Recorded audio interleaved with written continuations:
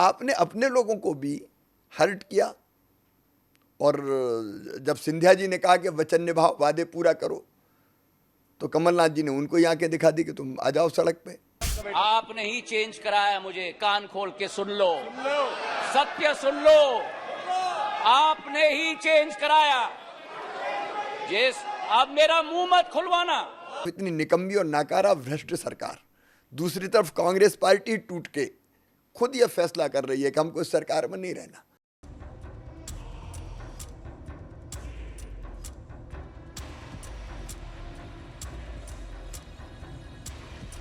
आपने ही चेंज कराया, मुझे कान खोल के सुन लो, सत्य सुन लो, आपने ही चेंज कराया। अब मेरा मुंह मत खुलवाना।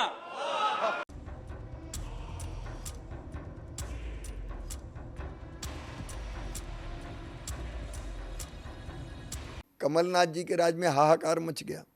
वल्लभ भवन दलालों का अड्डा बन गया। वल्लभ भवन मीन्स मेरा सेक्रेटरिएट। चारों तरफ लूट का आलम था। अब उस समय जो छापे पड़े तो आपको ध्यान में 280 करोड़ रुपए अगल बगल के लोगों से ही निकले। हालत ये हो गई थी कि बिना लिए दिए कुछ होता ही नहीं था। हमारी सारी योजनाएं बंद कर दी। मैं आपको उदाहरण देता हूं। मैं बच्चों को लैपटॉप के लिए 25,000 रुपये देता था, जो अच्छे नंबर लाते थे 12th में। लैपटॉप देना बंद कर दिया। गरीब बहन बेटा बेटी को जन्म देती थी तो जन्म के पहले 4,000 और जन्म के बाद 12,000 हम देते थे, ताकि वो थोड़ा रेस्ट कर सके और अच्छा खाए पिए, पोषण के लिए। पोषण के लिए। वो भी कमलनाथ जी ने बंद कर दिए। हम बेटियों की शादी करते थे, मास मैरिजेज होती थी सरकार की तरफ से। इन्हें शादी तो हो गई, पैसे ही नहीं दिए। हम तीर्थ दर्शन करवाते थे तो तीर्थ यात्रा इन्हें बंद कर दी। केवल इतना नहीं किया इन्हें, प्रधानमंत्री आवास योजना के मकान प्रधानमंत्री जी श्रीमान नरेंद्र मोदी जी ने भेजे, वो मकान ही स्टेट का शेयर नहीं दिया, वापस कर दिए। जल जीवन मिशन 2019 में पीएम साहब ने प्रारंभ किया, वो जल जीवन मिशन इन्हें शुरू ही नहीं किया। प्रधानमंत्री किसान सम्मान निधि की सूची नहीं भेजी।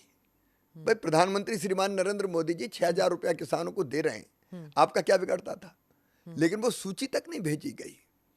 इनने बेगा भारिया शहरिया बहनों को हम 1,000 रुपया देते थे, आहार अनुदान। ट्राइबल्स, हाँ ट्राइबल्स, जो अत्यंत पिछड़ी जनजाति थी जी। उनका 1,000 रुपया बंद कर दिया। विकास के सारे काम ठप कर दिए। चारों तरफ भ्रष्टाचार का आलम था। और जब ऐसी चीजों पर टोका श्रीमान ज्योतिरादित्य सिंधिया जी ने, तो ये उनसे ही अकड़ गए कि सड़क पे आ जाओ, निपट लेंगे, देख लेंगे। तो हम तो ये देख के व्यथित हो रहे थे कि बड़ी मुश्किल से हम प्रदेश की गाड़ी को विकास की पटरी पर लेके आ पाए, और ये सत्यानाश किए दे रहे हैं पूरा। लेकिन आपने अपने लोगों को भी हर्ट किया।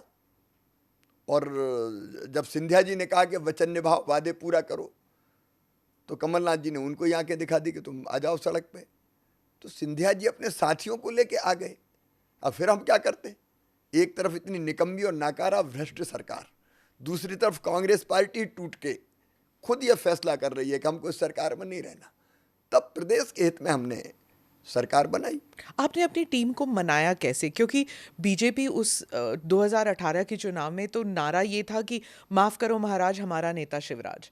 अब फिर सिंधिया जी लेके आते हैं 22 लोग, कांग्रेस पार्टी की मानसिकता वाले लोग, वो आते हैं आपकी सरकार में, कैबिनेट में आ जाते हैं। आप अपने लोगों को कैसे मनाते कि भाई आप 20-25 साल से काम कर रहे हो, पीछे हटो, ये लोग आ गए हैं, इनको देना पड़ेगा मंत्री पद? भारतीय जनता पार्टी अद्भुत है और हमारा कार्यकर्ता अद्वितीय है। वो केवल अपने लिए काम नहीं करता, हम काम करते हैं अपने देश के लिए, समाज के लिए, उस विचार के लिए जिसको हम एकात्म मानव दर्शन कहते हैं।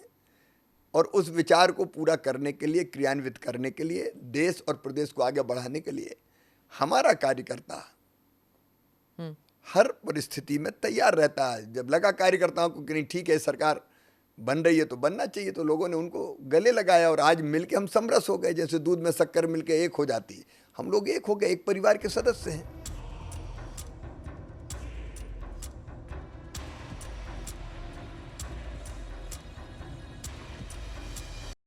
उनके आने से, ज्योतिरादित्य सिंधिया के आने से और उनके 22 लोगों के आने से क्या बीजेपी को नुकसान हुआ है कि फायदा? सरकार में तो आ गए। देखिए नुकसान का तो कोई सवाल ही नहीं है। फायदा हुआ है। देखिए, वो समय मुझे याद आ रहा है जब मैं मुख्यमंत्री की मैंने शपथ ली थी, कोविड का भयानक दौर था, और उस समय अगर कांग्रेस की सरकार होती तो पता नहीं क्या होता, क्योंकि कोविड से निपटने की कोई तैयारी नहीं की गई थी उस समय। कमलनाथ जी तो आईफा जैसे आयोजनों में उलझे हुए थे। तो मैं तो ये मानता हूं कि शायद ये प्रदेश की जनता का सौभाग्य था या भगवान की कोई मर्जी कि भारतीय जनता पार्टी की सरकार यहाँ बन गई और हम लोग मिलकर परिस्थिति से